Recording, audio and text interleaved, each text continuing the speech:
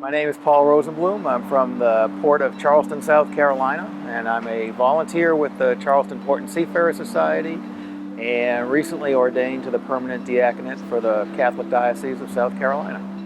I think we have to remember that our ministry is all about a relationship with the seafarers, with letting them know that we see them as human beings, as individuals. I know a lot of times when I've gone to speak to groups in Charleston, they don't even know that there are really people on those ships. And I think it's very important for us to let those men and women who are on those ships know that we value them as people. And there's lots of ways to do that.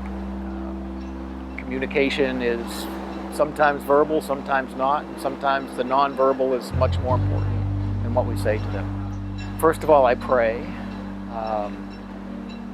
I think I say the same prayer every time. It might not always sound the same way, but I want to be the hands and feet and the face and the heart of Christ to them. And if I can do that at least even approach what that really means, then I think that I can do my job just fine. And I try to remind myself that it's not about me, that I'm not there to make myself feel good. I'm not there to get any affirmation. I'm there because that's our duty. As Christians, that's our duty to reach out to the people who need our help. That can be a variety of different things. Sometimes a good ship visit is sitting in the crew mess and having a cup of coffee or a cup of tea and talking with the crew members about what their daily life is like. Sometimes the good ship visit is not even seeing anybody and maybe just nodding to somebody as you walk by them because they're all very busy, very busy in their work.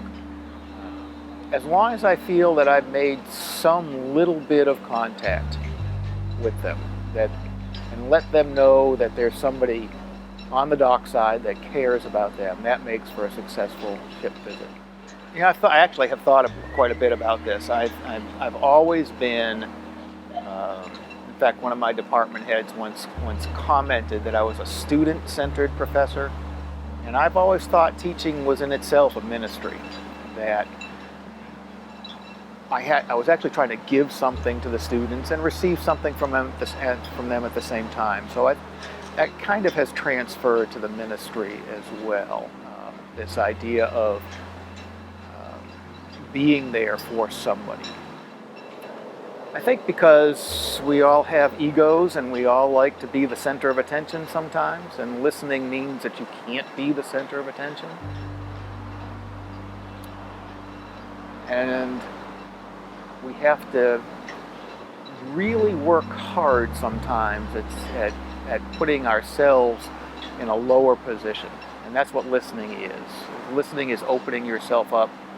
It makes you vulnerable in some ways. We tend to think of the person who's talking as being vulnerable and letting themselves, letting their feelings out and their emotions out, but it makes you vulnerable to listen too, because you are putting yourself aside entirely, and that's a difficult thing. I admit I think like everybody, I like to be sometimes the center of attention. I like to have people tell me, oh, you're so good, aren't you nice? To be a listener, you can't do that. You have to push all that aside, and that's a difficult thing to do sometimes.